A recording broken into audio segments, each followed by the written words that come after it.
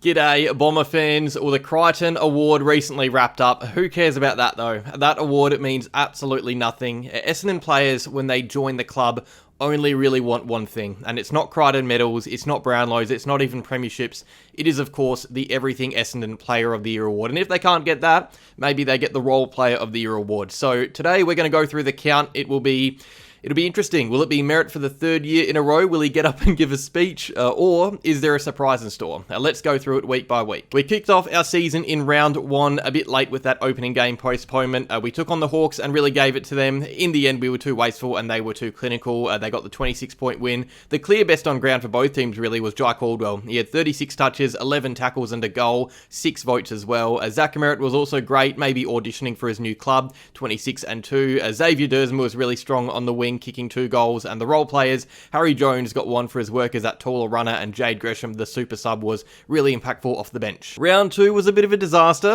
We had our first official home game at the MCG and it was not fun. The Crows made an absolute meal of us. They piled on 161 points, 25 goals. It was a 61-point loss in the end for the Bombers, which probably overshadowed the great efforts by Mr. Merrett. He had 36 touches and 4 goals. He was unbelievable. After that, it was tough to agree. Sam Draper and Tom Edwards got 2 votes each for their efforts up forward, kicking 3 goals. Edwards, of course, in his first AFL game. Jai Caldwell, again, really good in the guts, and Isaac Kako was the role player in his second match of footy. Round 3 was our first win of the year. We held on in a tight contest at Marvel against Port Adelaide, and Sam Durham was the one who impressed most. He had 29 touches, 5 clearances, and 12 score involvements. He was involved in everything going forward. His captain was again continuing his hot start to the year with 34 touches, his third game in a row on the votes. Jade Gresham was again really good. His tackling pressure in this game, I remember, was as good as I've seen from him, and Xavier Dersma continued his good start on the wing as well. The role players were Zach Reid for his negating role on Georgiades, and Archie Roberts, who was playing a bit higher up the ground early in the year. We had the bye in round 4, so round 5 was gather round. We smashed the Demons at Adelaide Oval. It was probably our best team performance, which reflected in the votes. It was tough to split. Sam Draper pocketed Max Gawn and controlled the airs. Zach Merrett for the 4th straight week was in the votes with 37 touches. Lionel Menzies was on fire. He kicked 4 goals, riled up the crowd. Zach Reid was awesome in defence, so was Ben Mackay, and Sam Durham and Will Setterfield had a big say in the guts. This was, however, when the injury crisis would really begin. Tom Edwards did his ACL at training before this match, and minutes into the first quarter, Nick Bryan would go down clutching his knee as well. Round 6, we travelled up to Perth to take on the bottom of the ladder Eagles. It was a thriller, much closer than it should have been. In the end, the Dons held on to win by 2 points, our 3rd straight victory of the year. Peter Wright was the hero in his return game. He booted 6 goals to steer the side to victory. Nick Martin would poll his first votes of the year, 26 touches and a goal. Andy McGrath as well polled his first votes. He was great on Jamie Cripps, while Dersma got more love on the wing, and Archie Perkins was really solid for a cheeky role player vote as well. Again, though, there were more injury concerns. Sam Draper went down with that Achilles, meaning we had lost 3 players to season-ending injuries in 3 consecutive weeks. This would also, unfortunately, be the last game Draper would play in the red and black. As you can see up the top right, Merritt's running away with the votes early, but Draper was right in the mix and had started this game really well too.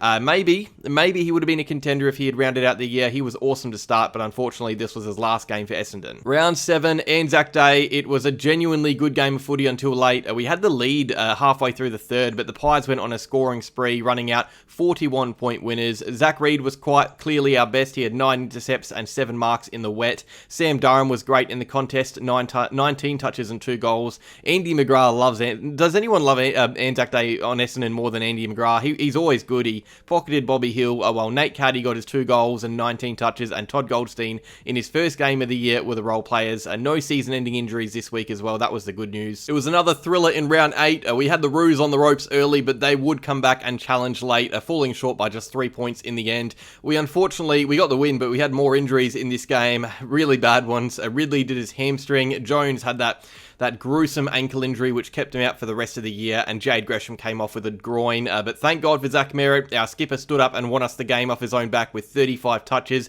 Archie Perkins played his best game of the year, kicked 3 goals. After that, it was single votes to Redmond, Durham, Wright and Caddy.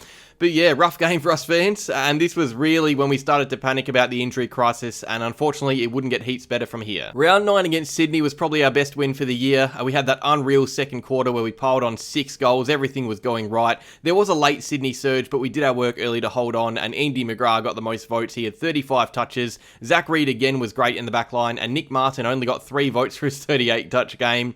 Pryor and Caddy were the role players. Caddy actually earned the Rising Star nomination that week. I honestly thought Lewis Hayes was in with a shout on his debut, but he obviously went down with that knee injury. This was probably the last good, proper win of the year that we had, and this was also the week where Kane Corns predicted us to finish finals in 2026 and top 4 in 2027, so unlucky Kane. Round 10 was not a fun game to watch. It was rough. We were blown off the park by the Bulldogs. It was a 91-point loss. Bailey Dale almost had 50 disposals. It was brutal. We were miles off it. Finding votes in games like this is hard when your team is just not at the level, but Xavier Dersma was our best. He worked hard on the wing. Nick Martin and Ben Mackay got some love, while the role players were young Archie Roberts and even younger Todd Goldstein. The less we talk about this game, though, the better. Round 11 was dream time at the G. We got the job done in a battle of the rebuilds, beating the Tigers by 23 points. Nick Martin took out the Yoken medal. He had 2 goals and 35 disposals, and it was an outrageous performance from him. Sam Durham wasn't too far behind with his energy in the guts. Merrett and Roberts got plenty of votes, but the story of the night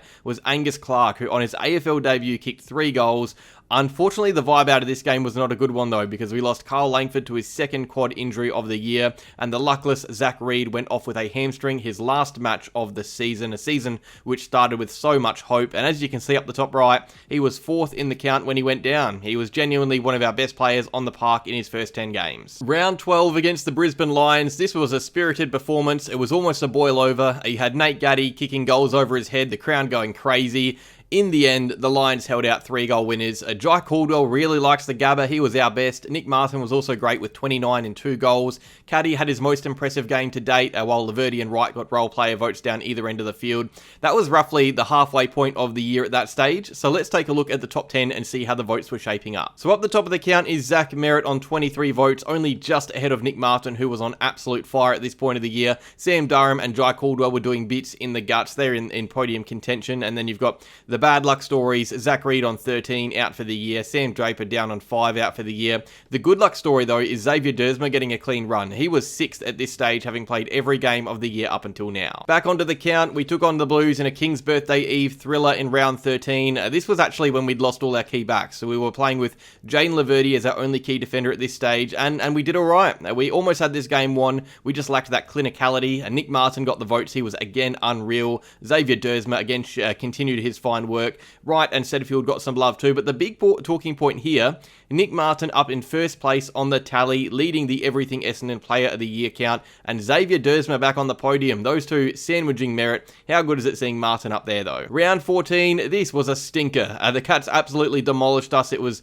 no surprise. It was, though, embarrassing. 95 points in the end. Hard to find votes, but Setterfield did all right in the guts. 31 touches and 10 tackles. Goldie in the ruck worked hard. Even young Zach Johnson got his groove going in the back line, and Matt Guelphy would get his first votes of the year, but our second 90-point loss of the season, not ideal. Round 15, we were in Perth taking on the Dockers. It was another big loss, but not the 90-pointer that we were used to. 41 points down to the finals contending Freo. Nate Caddy was the best of the lot. It was his most mature performance to date, and it was funny that he got all the votes but only had 15 touches, it just shows the impact he had. His fellow draftee, Archie Roberts, was next best with 25, and Caldwell did some good work in the guts. The role player, Setterfield, again continued that strong run of form, and young Vigo, the first gamer himself, got him a vote on debut for his efforts up on Luke Jackson. He was soundly beaten but gave it a proper crack. Round 17 after our bye, I remember this being one of the funnest games of the year to watch. It was a really good game of footy. We were 3 points down at three-quarter time. It was so much energy in this game in the crowd,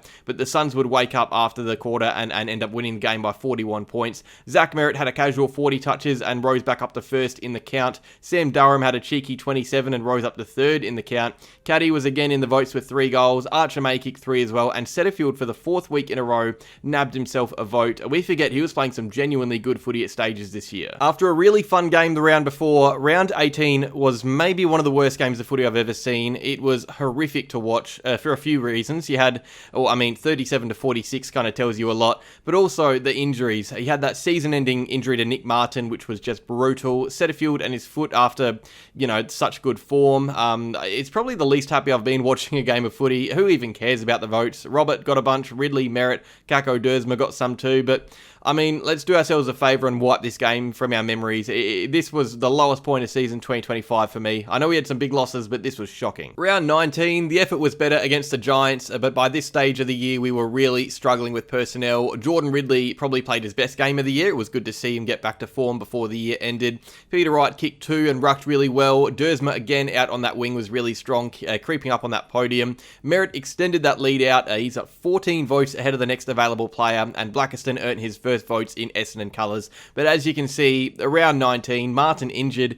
It's looking pretty clear who's going to walk away with the award. Round 20, another huge loss. We were beaten for the second time this year by the Dogs by over 90 points. The third 90-point loss of the year overall, and it wouldn't be the last. Durham got the 5 votes, creeping back into contention there a tad. Still third on the tally, but Merrett would get his own votes. 30 touches, 7 tackles, 4 more votes, so he's only loses out by 1 for the week. Redmond and Pryor got some love, and Dylan Shield got his first vote of the season and last in Essendon colours. Round 21, hold the phone because Sam Durham is coming. Maximum votes, and he closes the distance between him and Merrett to just 7. He was fantastic. McGrath, the vice-captain, was also great. 26 disposals, and then you've got young Roberts, Laverty, and Blackiston rounding it out. This was actually a surprisingly fun game. One we had a cheeky sniff in despite all the injuries. It was a fun one to watch. Round 22, the margin doesn't look great, but the Bombers really made the Cats work here. It was a huge deficit at halftime that was overturned in the third with some great team efforts, led by Zach Merrett with a broken hand. He has all but won the award now from this game. 5 votes,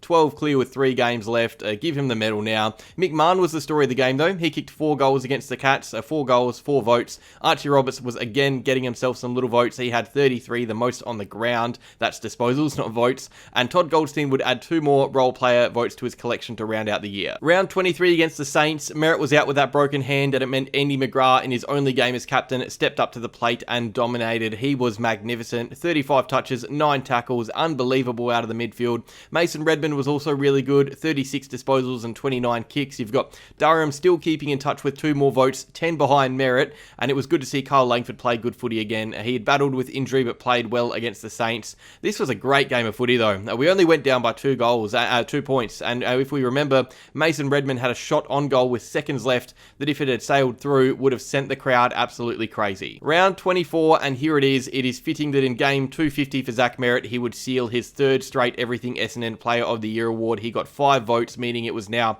mathematically impossible for Durham or anyone to catch him. Kako was our next best. He was great. Goldie, Clark, and Redmond to round it out. But yeah, Zach Merrett on 42 has now won his 3rd award for the channel. And we'll quickly sum up round 24 before looking at the tally. The 4th 90-point loss for the year. Roberts got the votes. Kako a few more. Menzies in his last game for the club kicked a bag of 3. That was great.